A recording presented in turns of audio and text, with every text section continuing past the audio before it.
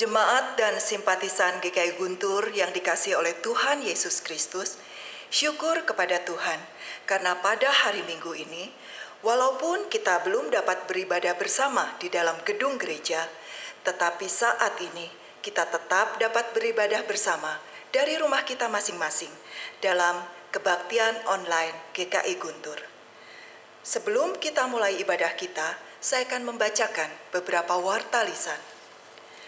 Bapak Ibu jemaat sekalian dapat mengikuti ragam sapaan dan refleksi, yaitu program Mimbar Kecil melalui kanal YouTube GKI Guntur yang dikemas dalam bentuk renungan dan pujian. Ada juga refleksi yang dapat dilihat pada media Facebook Pendeta Iwan Sentoso. Silahkan jemaat menyimak dan menjadikannya bahan perenungan selama masa social distancing sekarang ini. Bapak, Ibu, dan jemaat sekalian yang tergerak untuk berbagi berkat Tuhan, GKI Guntur bekerja sama dengan GKI Klasis Bandung membentuk program Peduli COVID-19. Bapak dan Ibu dapat memberi dukungan dana melalui rekening BCA nomor 7750323256 atas nama GKI Klasis Bandung. Untuk lebih jelasnya dapat dilihat pada warta jemaat digital pada hari ini. Mengenai persembahan, jemaat dan simpatisan GKI Guntur dapat memberi persembahan melalui berbagai cara. Bisa mentransfer ke rekening BCA atau bisa juga men-scan QR Code untuk aplikasi dompet digital seperti Dana, OVO, GoPay, dan lain-lain. Atau dapat juga memasukkannya ke dalam sebuah amplop. Kemudian dapat dibawa pada saat nanti kita dapat kembali beribadah di dalam gedung gereja. Untuk persembahan rumah kencana nomor 1 dapat dilakukan dengan mentransfer ke nomor rekening BCA. Untuk lebih jelasnya, hal ini nanti akan kembali disampaikan pada saat kita melakukan pelayanan persembahan. Jemaat yang terkasih, pada masa pandemi COVID-19 sekarang, Sekretariat GKI Guntur dapat melayani jemaat hanya pada setiap hari Senin, Rabu, dan Jumat, mulai pukul 8 pagi hingga pukul 12 siang. Selain dari hari-hari tersebut, sekretariat akan tutup. Demikianlah agar jemaat mengetahui dan menjadi maklum. Dalam rangka mendukung upaya pemerintah untuk menghambat penyebaran COVID-19, maka seluruh kegiatan di GKI Guntur, di Bajem Ujung Berung, dan di pos jemaat Kopo Permai yang bersifat pertemuan fisik ditiadakan, kecuali untuk pelayanan kedukaan. Jemaat dan simpatisan GKI Guntur, kebaktian hari ini akan dilayani oleh Pendeta Ujun Junaidi. Demikianlah warta lisan untuk hari ini. Mari kita mempersiapkan hati kita untuk beribadah pada hari ini. Umat Tuhan yang dikasihi oleh Tuhan Yesus Kristus, kami undang untuk berdiri. Kita akan bersama-sama masuk dalam ibadah kita pada hari ini.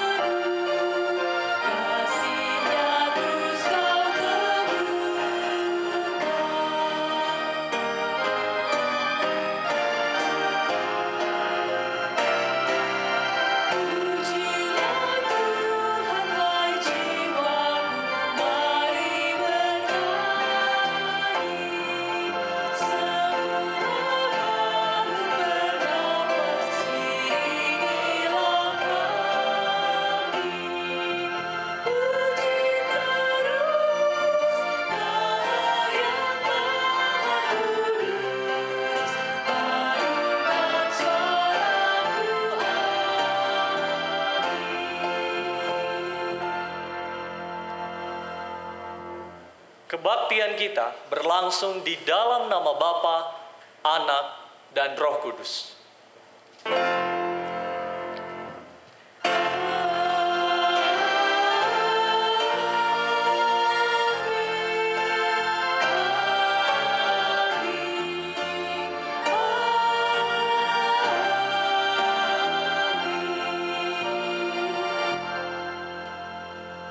Tuhan beserta saudara.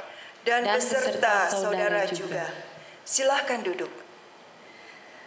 Kebenaran Tuhan adalah kebenaran yang mutlak, yang ditetapkan sendiri oleh Allah Sang Pencipta.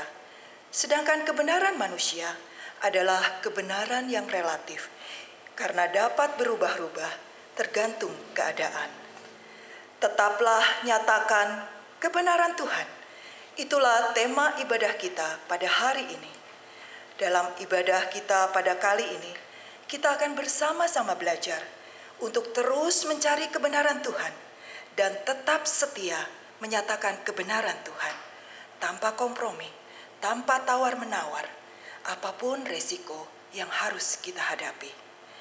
Dalam Filipi 3 ayat 9 tertulis, "Dan berada di dalam Dia, bukan dengan kebenaranku sendiri karena mentaati hukum Taurat, melainkan dengan kebenaran karena kepercayaan kepada Kristus, yaitu kebenaran yang Allah anugerahkan berdasarkan kepercayaan." Jemaat yang dikasihi oleh Tuhan Yesus Kristus, marilah kita merendahkan diri di hadapan Tuhan untuk mengakui dosa-dosa kita. Tuhan, sebagai anak Tuhan, kami selalu ingin menyenangkan hati Tuhan dengan menyatakan kebenaran Tuhan, dimanapun, kapanpun, dan kepada siapapun.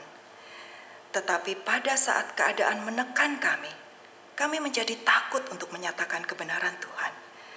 Kami lebih memilih untuk diam, bersikap masa bodoh, bahkan kadang kami memutar-balikan kebenaran, supaya kami menjadi aman, terhindar dari masalah, terhindar dari tekanan dan ancaman. Tuhan, ampunilah kami, karena kami sering kali kalah saat kami berusaha untuk menyatakan kebenaran Tuhan, sehingga kami mendukakan hati Tuhan dan menjadi batu sandungan bagi sesama kami. Ajar kami Tuhan, untuk kami berani dan mau terus berjuang untuk menyatakan kebenaran Tuhan, apapun risiko yang harus kami hadapi. Kami percaya Tuhan akan selalu menguatkan kami. Dalam nama Tuhan Yesus kami berdoa. Amin.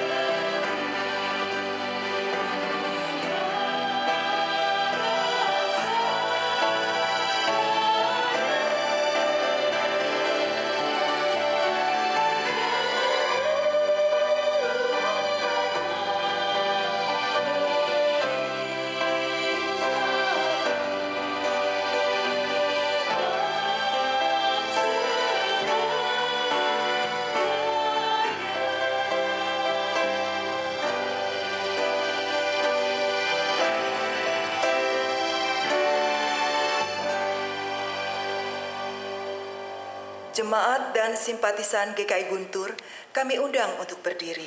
Bersama-sama kita akan mendengarkan berita anugerah yang diambil dari 1 Petrus 2 ayat 24 dan 25. Ia sendiri telah memikul dosa kita di dalam tubuhnya di kayu salib, supaya kita yang telah mati terhadap dosa hidup untuk kebenaran. Oleh bilur-bilurnya kamu telah sembuh. Sebab dahulu kamu sesat seperti domba, tetapi sekarang kamu telah kembali kepada gembala dan pemelihara jiwamu.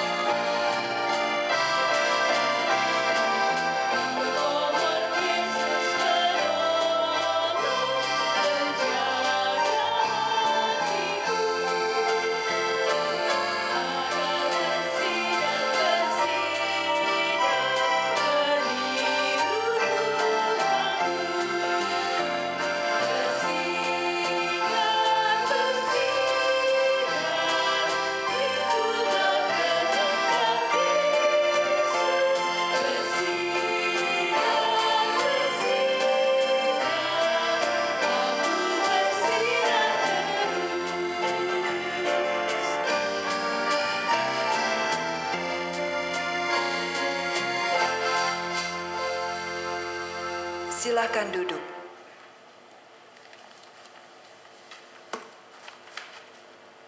Mari saudara-saudara yang dikasihi oleh Tuhan, sebelum bersama kita membaca dan merenungkan firman Tuhan, kita berdoa memohon pertolongan Roh Kudus. Mari kita berdoa. Kami rindu hidup kami memancarkan kebenaran kasih Tuhan. Namun yang terjadi kadang kami enggan, terlalu takut, bahkan kami tak mau menyatakannya. Kami memilih untuk bungkam, kami memilih untuk diam. Karena acap kali ancaman datang menghadang kami sehingga menekan kami sedemikian rupa. Bapa, tak mudah bagi kami untuk senantiasa memancarkan kebenaran Tuhan, menyatakan kebenaran Kristus di dalam hidup kami. Oleh karena itu kami senantiasa memohon pertolongan daripada Roh Kudus-Mu. Dan jika sebentar juga kami hendak merenungkan kebenaran firman-Mu, biarlah itu juga menjadi kekuatan tersendiri bagi kami, untuk kami boleh merefleksikannya, untuk kami boleh melakukannya, sehingga hidup kami semakin hari semakin menyatakan kebenaran Kristus. Tolong kami Tuhan, biarlah Roh Kudus-Mu mengajar kami, membimbing kami, dan membukakan hati kami, supaya sungguh kami dapat mengerti firman-Mu dengan baik, dan dengan sukacita kami boleh melakukannya di dalam keseharian kami. Terima kasih Tuhan, inilah doa dan permohonan kami. Kami berdoa di dalam nama Tuhan kami, Yesus Kristus. Amin. Inilah Injil Tuhan Yesus Kristus menurut Matius pasal 10 ayat 24 hingga ayat 39.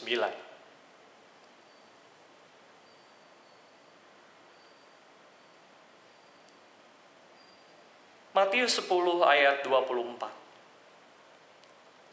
Seorang murid tidak lebih daripada gurunya, atau seorang hamba daripada tuannya.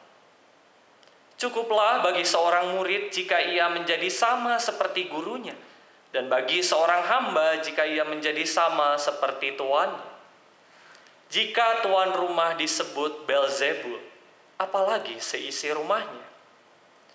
Jadi janganlah kamu takut terhadap mereka, karena tidak ada sesuatu pun yang tertutup yang tidak akan dibuka, dan tidak ada sesuatu pun yang tersembunyi yang tidak akan diketahui.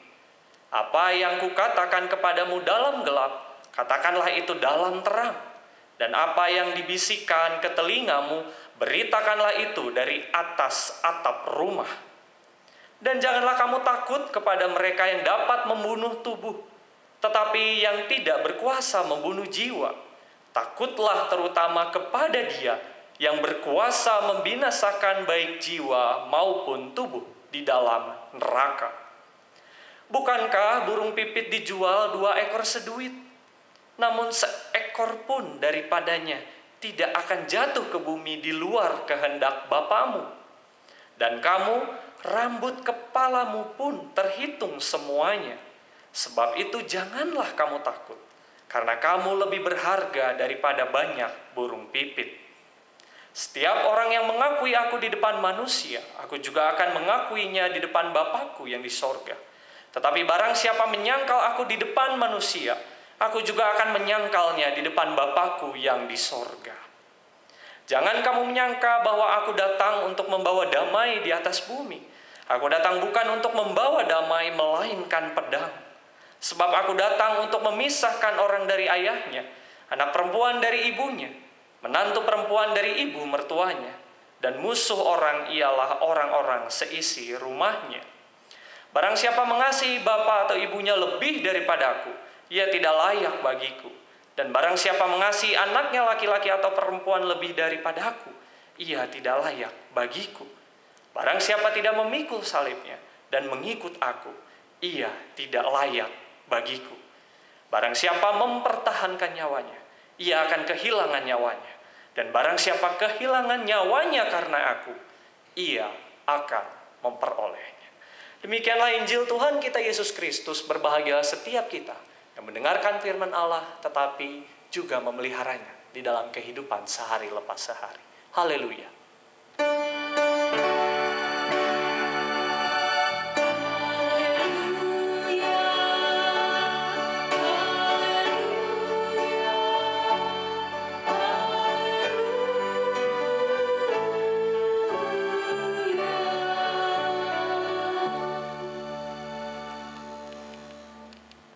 Selamat pagi Bapak Ibu yang dikasihi oleh Tuhan. Saya harap kita semua masih semangat, masih dalam keadaan sehat untuk terus bersama kita menjalani kehidupan ini. Nah Bapak Ibu, saya ingin mengawali perenungan firman Tuhan hari ini dengan sebuah lagu. Mungkin Bapak Ibu juga pernah mendengar lagu ini. Semua orang inginkan kebenaran berada di pihaknya, namun sedikit yang sungguh mau berada di pihak kebenaran. Semua orang seakan-akan tampil menjunjung kebenaran, namun sedikit yang sungguh mau berkorban membela kebenaran. Ya, itulah lirik lagu dari pelengkap Kidung Jemaat 279. Lirik yang cukup dalam, bahkan sangat dalam menurut saya, tetapi juga ingin mengingatkan kita bagaikan sebuah alarm kehidupan, bahwa orang lebih mudah menyimpan kebenaran di balik lidah yang keluh dan memilih untuk diam saja. Tapi anehnya semua orang ingin hidup di dalam kebenaran tapi enggan mengupayakannya. Ketimbang harus menyuarakan, lebih baik diam aja deh. Nanti dia tersinggung kalau saya menyatakan apa yang benar. Nanti keadaan jadi ribut kalau saya ngomong. Nanti juga saya dimusuhin kalau misalkan saya menyatakan ini. kepada dia atau kepada mereka dan lain sebagainya. Dan kalau kita bikin daftar, saya yakin banyak lagi alasan lain yang bisa kita tuliskan, bisa kita cari, yang membuat kita diam, tidak menyatakan kebenaran. Kita ingin disebut sebagai orang benar, tapi sejujurnya kita sering takut membela kebenaran. Bukankah ini sesuatu yang paradoks, sesuatu yang bertentangan? Satu sisi kita pengen disebut sebagai orang baik, orang benar, tapi kita memilih diam, cenderung untuk tidak mau menyuarakan kebenaran. Nah, pertanyaan yang mendasar Bapak Ibu yang terkasih, kenapa kita takut? Ya, karena ada harga yang dipertaruhkan untuk sebuah kebenaran. Entah itu reputasi, entah itu materi, entah itu relasi dengan orang-orang tertentu yang berpengaruh yang bisa saja hilang, bisa saja rusak, bisa saja tak lagi kita miliki kalau kita menyatakan kebenaran. Dengan kata lain, Bapak Ibu, ada sesuatu yang mengancam. Dan kita takut terhadap ancaman itu. Dan tema kebaktian minggu kita hari ini, tetaplah nyatakan kebenaran. Kristus menjadi peringatan bagi kita. Hei, tetaplah nyatakan. Sekalipun ada ancaman, sekalipun sulit bagi kita untuk melakukannya, sekalipun tekanan begitu berat, dan sekalipun banyak alasan untuk kita tidak menyatakannya, tetapi tema ini ingin mengatakan, tetaplah nyatakan kebenaran Kristus, bukan kebenaran kita. Nah, Bapak Ibu Saudara yang terkasih, tidak bisa dipungkiri kalau kita mau melihat realitas kehidupan kita sehari-hari, kita menemukan kebiasaan-kebiasaan tertentu yang bisa saja ya menghalangi atau menghambat kita untuk menyatakan kebenaran. Setidaknya saya mencatat 2 hal. Mungkin Bapak Ibu juga bisa menambahkan dengan refleksi pribadi Bapak Ibu. Hal yang pertama adalah budaya segan, Bapak Ibu. Ya. Saya tahu sih ini nggak benar. Saya tahu sih ini salah. Dia juga salah melakukan itu. Aduh, tapi saya nggak enak ngomongnya. Saya segan. Ya. Segan memang bisa diartikan positif jika kita membingkainya dalam suatu penghormatan tertentu atau dalam budaya tata krama kita. Kita harus menghormati yang lebih tua misalkan, atau kita lebih menghormati yang lebih berjabatan tinggi dan lain sebagainya. Dalam bingkai ini segan positif. Tapi dalam menyatakan kebenaran, segan ini bisa menghambat kita untuk menyatakan apa yang benar. Gara-gara segan kepada atasan kita misalkan, kepada senior kita misalkan, kepada orang yang lebih tua atau kepada orang yang lebih berpengaruh dari kita, gara-gara segan kita mendiamkan kesalahan dari orang itu. Dan kita tidak berani menyatakan apa yang benar. Segan.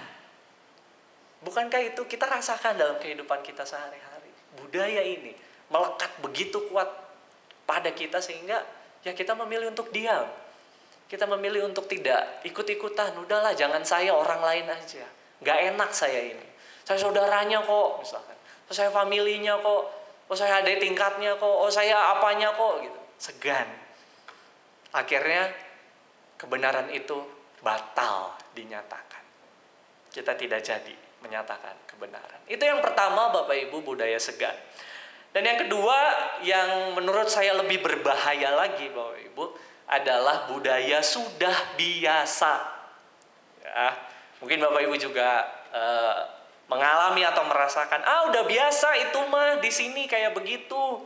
Udah nggak jadi hal yang aneh, emang kayak gitu di sini mah, dan lain sebagainya. Mengapa yang kedua ini lebih berbahaya, Bapak Ibu? Karena bayangkanlah jika yang dibiasakan itu adalah sesuatu yang salah. Kesalahan tidak dianggap sebagai kesalahan lagi karena dibiasakan. Dan bayangkan kalau kesalahan ini dibudidayakan sedemikian rupa. ya bisa berubah menjadi suatu kejahatan, dan kejahatan tidak dianggap jahat lagi. Kenapa? Karena sudah biasa. Ambil contoh kecil misalkan Bapak Ibu, ya tentang tepat waktu, ya kita ngaret misalnya udah biasa. Gara-gara sudah biasa jadi kita tidak mau mengubah. Padahal telat misalkan adalah sesuatu yang jelek, kayak gitu ya. Bohong, udah biasa di sini mah. Dan masih banyak daftar lain hal-hal negatif yang bisa kita daftarkan. Dan itu dianggap sudah biasa. Ini celaka Bapak Ibu. Kalau yang salah sudah dibiasakan, maka yang salah itu dianggap sebagai kebenaran. Mungkin nilai-nilai ini, dua hal ini, segan, sudah biasa, kita hidupi juga di dalam kehidupan kita pribadi, lepas pribadi. Bahkan mungkin kita menggunakan alasan itu untuk diam dan enggan menyatakan kebenaran. Nah, menjadi perenungan bersama yang perlu kita jawab sebagai orang-orang beriman, Bapak Ibu. Beranikah kita tetap menyatakan kebenaran Kristus di tengah budaya-budaya ini? Di tengah keadaan kita yang seperti ini.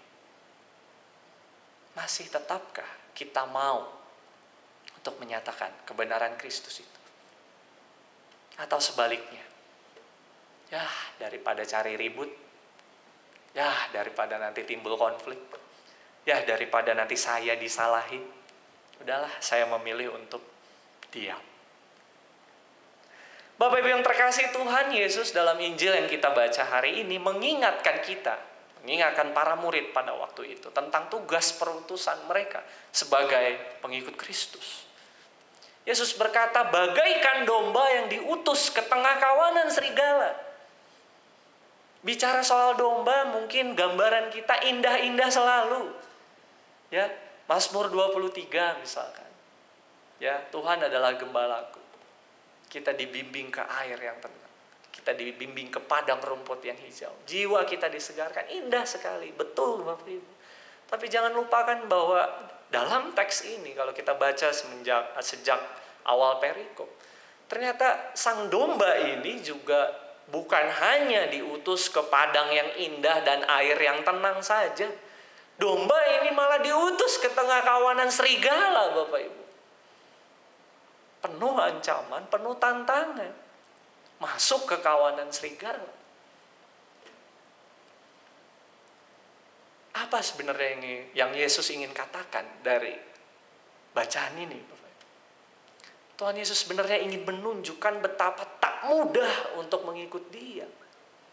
Tidak mudah untuk hidup di tengah kawanan serigala yang bisa membunuh kapan saja, yang bisa menghalalkan segala cara untuk memperoleh ambisi dengan nilai-nilai yang sangat brutal, dan kita hidup di tengah nilai-nilai seperti itu. Dan Yesus ingin mengatakan, tetaplah hidup. Tetaplah hidup meskipun ada ancaman di sana. Tetaplah hidup meskipun hidupmu sulit, hidupmu berat, penuh dengan segala macam problem. Bahkan bukan sekedar hidup, tetapi hidup menyatakan kebenaran Kristus di tengah lingkungan yang seperti itu. Para murid diminta untuk tidak menjadi domba yang bodoh, domba yang konyol, yang mati secara mengenaskan misalkan. Tidak, karena ayat berikutnya, kelanjutan ayat ini mengatakan, cerdiklah seperti ular, tuluslah seperti merpati. Kita diajak untuk menjadi domba yang bukan hanya ya ikut arus, atau domba yang wah nih siap diterkam oleh serigala. Tidak, tetapi domba yang dengan tulus, setulus hati memancarkan kebenaran Kristus, tapi juga cerdik, tetapi juga tidak menyerah. Dengan segala apa yang kita miliki, kita berusaha hidup. Kita berusaha untuk memancarkan terang Kristus itu, kebenaran Kristus itu. Dengan apa? Dengan segala apa yang Tuhan karuniakan kepada kita. Meskipun perikop ini menjelaskan tentang penganiayaan, kalau kita baca keras sekali Tuhan Yesus berkata kepada para murid, Tapi jangan lupakan bahwa perikop ini juga mengandung penguatan kepada para muridnya yang diutus ke tengah kawanan serigala itu. Ancaman memang selalu ada. Ancaman tak pernah hilang dalam kita menyuarakan kebenaran, tetapi jadilah cerdik, tetapi tetaplah tulus, dan tetap kerjakan tugas yang Tuhan berikan kepada kita. Yesus sedang ingin berkata, tidak mudah, enggak gampang, sulit banget. Tapi jangan lupakan bahwa Tuhan juga menyertai. Nah, Bapak Ibu, saya ingin mengajak kita menggali lebih dalam lagi. Ancaman apa sih yang sebenarnya Tuhan Yesus ingin munculkan dalam teks ini? Ada dua ancaman, Bapak Ibu. Yang pertama, Yesus menyebut Beelzebul. Mungkin Bapak Ibu cukup akrab dengan kata ini ya. Beelzebul disebut juga sebagai penghulu setan. Disebut juga sebagai iblis. Disebut juga sebagai pendakwa, penghasut, dan penggoda. Mungkin Bapak Ibu semua ingat ketika Petrus mencegah ya Yesus untuk menderita dan mati ya. Ada satu bagian Alkitab ya, perikop, yang ketika Yesus memberitakan tentang penderitaannya, kemudian Yesus menarik Yesus dan berkata sekali-kali itu tidak akan terjadi. Lalu apa respon Yesus? Petrus dihardik dengan keras sekali dan Yesus berkata, enyahlah iblis. Iblis adalah sosok yang mempengaruhi seseorang untuk bertolak belakang dari kehendak Allah. Iblis mempengaruhi sedemikian rupa untuk kita, murid-murid Tuhan Yesus, meninggalkan Yesus dan menjauhi segala kehendaknya. Meskipun dalam perikop itu ya Petrus seolah-olah perhatian, seolah-olah membela Yesus supaya tidak mati, tetapi justru disitulah Petrus sedang menjauhi kehendak Allah. Yesus harus mati dan disalibkan. Bapak Ibu, ini ancaman pertama, ancaman yang bersifat internal. Ia bekerja di dalam hati kita, menguasai hati kita untuk apa? Menjauhkan kita dari kehendak Allah. Ia menghasut kita untuk meninggalkan panggilan kesetiaan kita sebagai orang beriman di dalam Kristus. Sebuah kuasa yang menjadi ancaman di dalam diri kita untuk menolak segala sesuatu yang sesuai dengan kehendak Tuhan. Itu ancaman pertama, Bapak Ibu. Yang kedua, ancaman ini disebut Yesus sebagai yang bisa membunuh tubuh atau pembunuh tubuh. Kalau yang pertama bersifat internal ya, kuasa pengaruh yang bisa menjauhkan kita dari kehendak Allah. Yang kedua ini bersifat eksternal. Pembunuh tubuh di ayat 28 merujuk kepada orang-orang yang punya power untuk menindas, untuk menganiaya dan untuk membunuh dan menolak kehidupan orang lain. Orang-orang ini menggunakan kuasa untuk melakukan hal yang menghambat dia untuk mencapai tujuannya. Dan ancaman ini dapat membuat para murid goyah untuk mengikut Tuhan karena takut, Bapak Ibu. Mungkin di Indonesia ini entah dirasakan atau tidak gitu. Kita bisa beribadah misalkan dengan baik, kita bisa melakukan segala sesuatu gitu. Tapi mungkin di tempat-tempat lain yang kita tidak ketahui bahwa untuk baca Alkitab saja itu tekanannya begitu sulit. Untuk beribadah saja harus sembunyi-sembunyi dan lain sebagainya. Ada ancaman dan ini dari luar. Nah, dua ancaman ini tentu membuat para murid dalam teks ini takut. Sulit ternyata ikut Tuhan. Namun puji Tuhan Bapak Ibu, ayat ini tidak berhenti dalam deskripsi penganiayaan saja. Dalam ayat 32 Tuhan Yesus mengatakan, siapa yang mengakui aku di depan manusia, aku juga akan mengakuinya di depan Bapakku yang di sorga. Bahwa ada sebuah penguatan.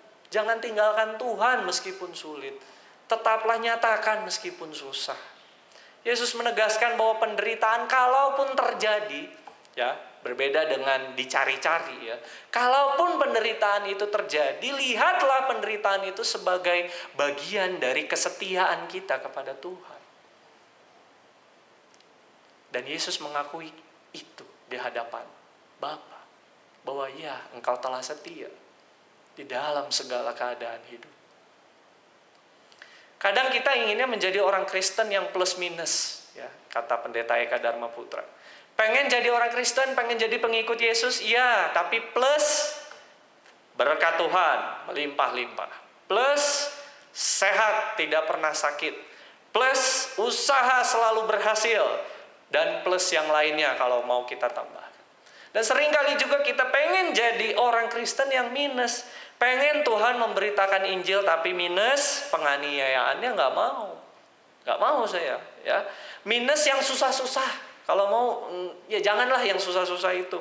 Atau minus penyakit hati ya, sering disakiti misalkan. Minus sakit hatinya. Mau sih pelayanannya tapi nggak mau sakit hatinya. Misalkan seperti itu. Nah, kita menjadi orang Kristen yang plus minus. Mau yang baik-baik, nolak yang jelek-jelek. Padahal ikut Tuhan, Tuhan Yesus sendiri berkata, ya enggak seperti itu. Wong kita di tengah kawanan serigala. Yang enggak bisa, enggak bisa tawar-menawar. Yesus menegaskan bahwa faktanya tidaklah demikian. Kalaupun dalam memberitakan kebenaran harus menderita, maka pandanglah penderitaan itu sebagai jalan kita setia kepada Tuhan. Tapi janganlah takut terhadap yang seperti itu, kata Yesus. Kalau kita takut, arahkanlah ketakutan itu secara benar. Ayat 28, dan janganlah kamu takut kepada mereka yang dapat membunuh tubuh, tetapi yang tidak berkuasa membunuh jiwa. Takutlah terutama kepada Dia yang berkuasa membinasakan baik jiwa maupun tubuh di dalam neraka. Kalaupun takut, arahkanlah ketakutan kepada Allah, Sang Empunya kehidupan, bukan takut kepada ancaman-ancaman itu.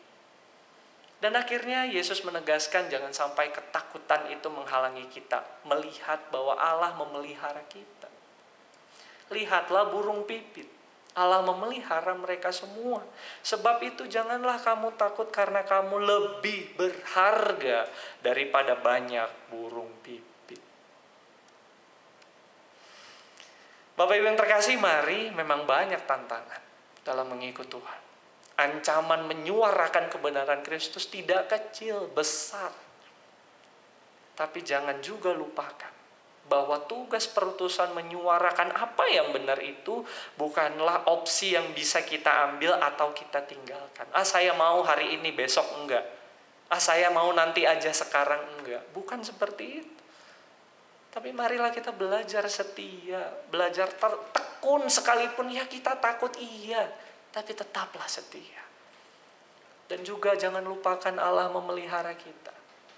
Bahkan sehelai rambut pun ya tidak diizinkan Tuhan jatuh jika Tuhan tidak mengendakinya. Tuhan tahu kita. Tuhan mengerti keadaan kita seutuhnya. Dan kita diajak melihat Allah tetap memelihara kita. Terutama ketika kita mengalami kondisi di tengah pandemi COVID-19 ini. Saat kesehatan kita sangat terancam. Betul kita takut. Tapi jangan lupakan Allah tetap memelihara kita. Tetaplah upayakan apa yang baik yang bisa Anda lakukan. Kalau Anda sakit sekarang misalkan. Saat kondisi ekonomi kita bukan turun lagi tapi terjun payung. Benar-benar pailit, susah banget gitu. Pertanyaannya masih mau nggak kita setia dan tetap berupaya melakukan yang baik untuk memuliakan nama Tuhan. Dan tidak tergoda untuk menyimpang sana sini dan berkata, udahlah yang penting saya aman. Saudaraku, firman Tuhan hari ini mengingatkan kita kembali tentang tugas kita sebagai murid Kristus. Tak pernah mudah dan tak pernah murah. Namun sekaligus tak pernah sendirian. Karena Tuhan senantiasa menyertai kita sampai akhir zaman nanti. Yang perlu kita lakukan hanya satu, tetaplah setia, tetaplah kerjakan apa yang bisa kita kerjakan, dan tetaplah nyatakan kebenaran Kristus. Amin. Tuhan memberkati kita semua.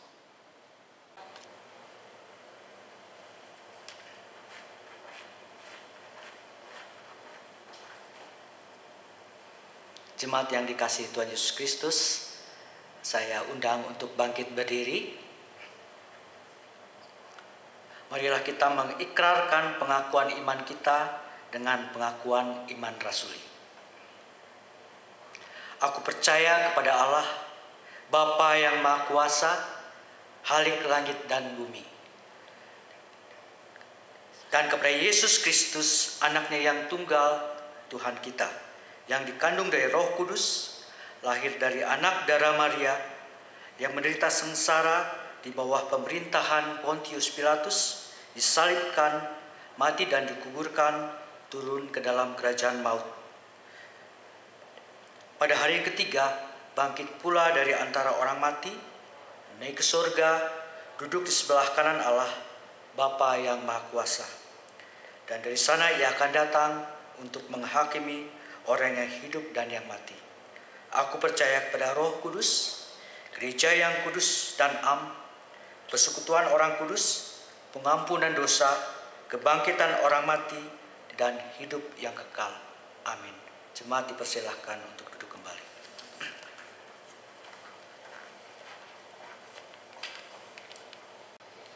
Mari Bapak Ibu, kita akan menaikkan doa syafaat. Kita akan mengakhirinya bersama dengan memanjatkan doa Bapa kami. Mari kita berdoa. Bapa di surga, kami bersyukur untuk firman Tuhan yang mengingatkan kami untuk tetap menyatakan kebenaran Kristus. Meskipun banyak hambatan, meskipun banyak ancaman, meskipun ada sesuatu yang bisa saja menghalangi kami untuk tidak menyatakannya, tapi Tuhan senantiasa menguatkan, memampukan dan memelihara kehidupan kami semuanya, sehingga kami diajar untuk setia, untuk mau menyuarakan kebenaran dimanapun Tuhan menempatkan kami. Kami bersyukur untuk perenungan firman Tuhan yang boleh menginspirasi kami pada pagi hari ini. Biarlah Tuhan menolong kami semua. Bapa di surga, kami berdoa buat saudara-saudari kami yang berada dalam kelemahan tubuh atau sakit, dimanapun mereka berada, baik di rumah sakit ataupun di rumah. Perawatan yang mereka lakukan, baik perawatan medis maupun perhatian dari sanak keluarga semuanya, kiranya itu pun menjadi perpanjangan tangan Tuhan, untuk boleh mereka merasakan bahwa Tuhan tidak pernah meninggalkan mereka. Kiranya Tuhan juga terus memelihara, menguatkan, bahkan memulihkan dan menyembuhkan mereka. Biarlah Tuhan yang menolong segala sesuatunya. Terkhusus juga bila ada saudara-saudari kami yang terkena atau terinfeksi COVID-19 dimanapun mereka berada, Tuhan, kami berdoa khusus bagi mereka. Tuhan kuatkan, Tuhan jamah dan Tuhan pulihkan. Biarlah pada waktu Tuhan dan dengan cara Tuhan mereka pun boleh pulih kesehatannya seperti sedia kala, sehingga kami senantiasa menyandarkan hidup kami ke dalam tangan pengasihan Tuhan. Tuhan cukupkan apa yang diperlukan, baik itu pembiayaan, baik itu perhatian dari keluarga dan para sahabat, segala sesuatunya kiranya Tuhan yang cukupkan segalanya. Terima kasih Tuhan, kami juga ingin membawa bangsa dan negara kami Indonesia yang kami cintai ini. Tak henti-hentinya Tuhan kami berdoa untuk para pemimpin bangsa ini. Tuhan berikan hikmat, kebijaksanaan bagi mereka semua. Tuhan juga berikan kepada kami semua hikmat supaya kami tetap bisa melakukan apa yang baik untuk berkontribusi bagi bangsa ini, khususnya ketika kami boleh memasuki tatanan yang baru, aktivitas dengan segala sesuatu yang baru lagi. Tuhan kiranya menolong kami semuanya untuk melakukan apa yang baik. Berikan hikmat kepada kami melakukan apa yang baik dan menjauhkan diri dari apa yang kurang baik. Kiranya Tuhan juga menolong segala sesuatunya. Bapa, kami juga berdoa bagi gerejamu di tempat ini, GKI Guntur. Tuhan kiranya menolong Majelis Jemaat GKI Guntur untuk senantiasa berkarya. Begitu juga dengan setiap kami umat Tuhan, baik anggota jemaat maupun simpatisan. Memang kami belum bisa beribadah seperti biasanya di gedung gereja ini. Tapi Tuhan, karya kami bisa kami lakukan dimanapun, di rumah kami, dalam pekerjaan kami, dan dalam segala aspek kehidupan kami. Biarlah Tuhan kami tetap berkarya, menyatakan apa yang benar, apa yang baik di mata Tuhan. Sehingga sungguh kehidupan kami sebagai gerejamu, sebagai persekutuan umat Tuhan tetap nyata di dalam kehidupan kami sehari lepas sehari. Biarlah Tuhan melalui serangkaian kegiatan juga yang masih bisa dilakukan, meskipun itu dalam jejaring atau online, Tuhan juga memberkati segala sesuatunya. Biarlah segala program yang boleh dilakukan itu juga menjadi sarana bagi kami untuk bertumbuh dan mengenal Tuhan lebih dalam. Juga aksi-aksi sosial yang mungkin dilakukan oleh gerejamu Tuhan, baik di GKI Guntur maupun dimanapun gerejamu berkarya, biarlah ini menjadi kesempatan bagi kami menyatakan cinta kasih Tuhan bagi sesama kami yang mungkin membutuhkan uluran tangan kami semua. Gerakanlah kami Tuhan untuk saling membantu, bahu-membahu satu dengan yang lainnya. Khususnya juga kami mengingat pergumulan GKI Guntur dalam upaya pelunasan rumah di Jalan Kencana nomor 1. Mungkin berat bagi kami sebagai organisasi, sebagai umat Tuhan. Tapi kami yakin dan percaya pemeliharaan Tuhan juga tetap nyata. Biarlah Tuhan yang menggerakkan kami semua untuk terus bahu-membahu untuk menyelesaikan program ini. Kiranya Tuhan juga yang menolong pada waktu Tuhan dan dengan cara Tuhan. Kami yakin segala sesuatu akan baik adanya. Terima kasih Tuhan. Tuhan kiranya memberkati keluarga kami masing-masing di rumah kami. Berkati kami sebagai suami istri, orang tua anak, sesama saudara, sebagai apapun kami. Tuhan tolong kami. Mungkin berat bagi kami untuk menjalani kegiatan aktivitas di rumah saja. Ada kebosanan, ada kejenuhan. Tapi tolonglah Tuhan, berikanlah sukacita buat kami. Berikanlah kedamaian, keharmonisan. Sehingga sungguh meskipun di rumah, damai dan cinta Tuhan tetap tersemai. Juga usaha karir pekerjaan kami yang mungkin mengalami berbagai hal yang tidak positif. Tapi kami yakin Tuhan, tolonglah kami untuk tetap bangkit, untuk bisa tetap berkarya di tengah segala sesuatu yang buruk ini, keadaan yang tidak kondusif ini. Tolonglah kami untuk memikirkan inovasi-inovasi yang baik untuk mengembangkan usaha karir kami, untuk tetap kami bisa bekerja, untuk tetap kami bisa mencukupkan kebutuhan ekonomi kami, dan kami berserah hanya kepada pemeliharaan tangan kasih Tuhan. Terima kasih Tuhan, inilah doa dan syafaat kami. Kami ingin mengalaskannya ke dalam satu nama yang berkuasa atas hidup kami, Tuhan kami Yesus Kristus yang telah mengajar kami doa Bapa kami. Bapa kami yang ada di surga, dikuduskanlah namamu, datanglah kerajaan, jadilah kehendak-Mu di bumi seperti di surga. Berikanlah kami pada hari ini makanan kami yang secukupnya, dan ampunilah kami akan kesalahan kami, seperti kami juga mengampuni orang yang bersalah kepada kami. Dan janganlah membawa kami ke dalam pencobaan, tetapi lepaskanlah kami dari yang jahat.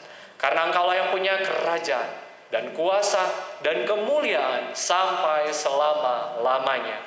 Amin.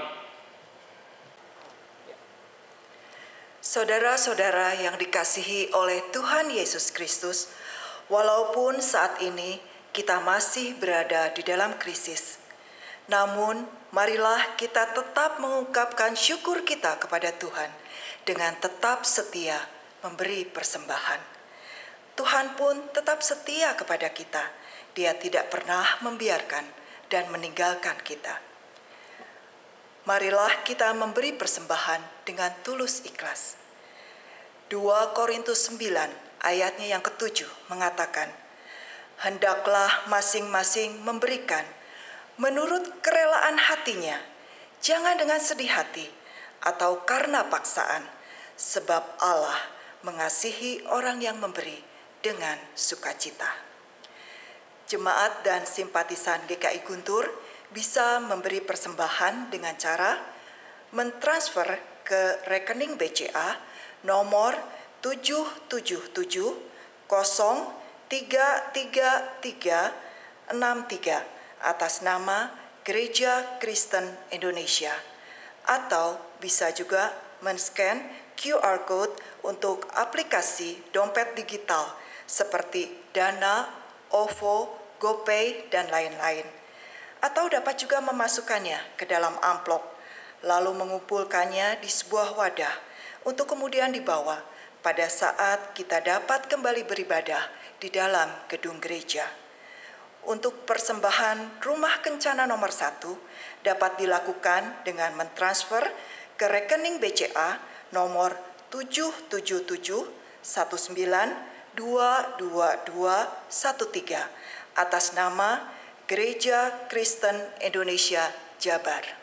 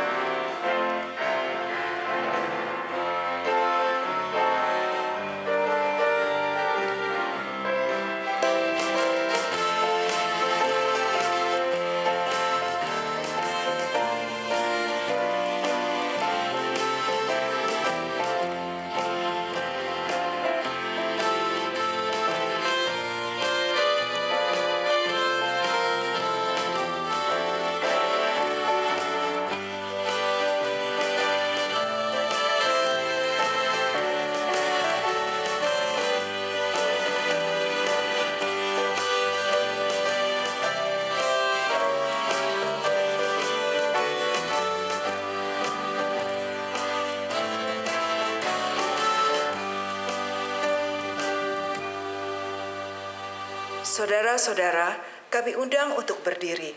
Mari kita bawa ungkapan syukur kita di dalam doa.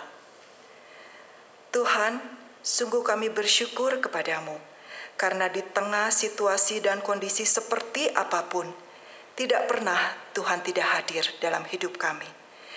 Beri kami kepekaan untuk selalu dapat merasakan kasih dan karya Tuhan dalam setiap keadaan. Juga pada keadaan seperti saat ini, di mana kami semua terkena dampak dari pandemi COVID-19. Kami sungguh bersyukur karena kami memiliki Engkau dalam hidup kami. Engkau yang tidak pernah meninggalkan kami sendiri dan selalu memelihara kami. Saat ini, kami membawa ungkapan syukur kami kepadamu Tuhan. Mohon Tuhan memberkati persembahan ini, sehingga dapat dipakai untuk pekerjaan-pekerjaan Tuhan di gereja kami dan dimanapun tempat yang membutuhkan, serta siapapun orang yang membutuhkan. Ajar kami Tuhan untuk kami mempunyai kepekaan dalam melihat kebutuhan orang-orang yang kekurangan di sekitar kami, sehingga kami dapat Engkau pakai untuk menjadi saluran berkat-Mu dalam menolong mereka. Dalam nama Tuhan Yesus kami berdoa. Amin.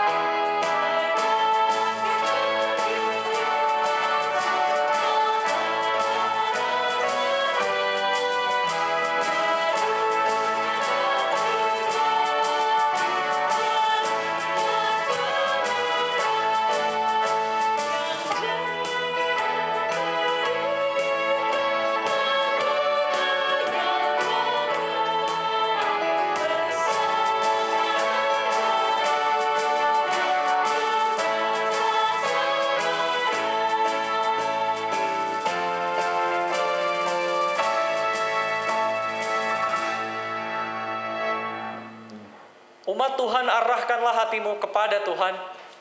Kami mengarahkan hati kami kepada Tuhan. Jadilah saksi Kristus. Syukur kepada Allah. Terpujilah Tuhan.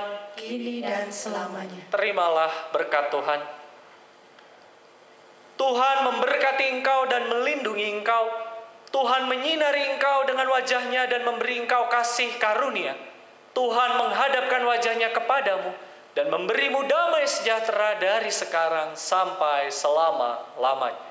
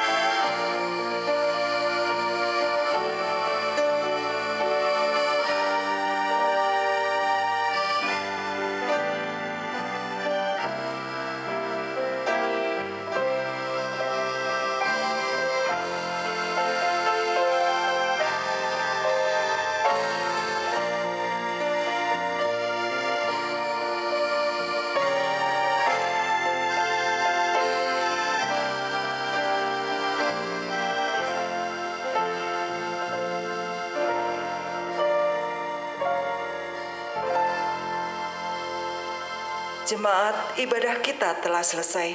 Mari kita mengambil waktu sejenak untuk bersaat teduh.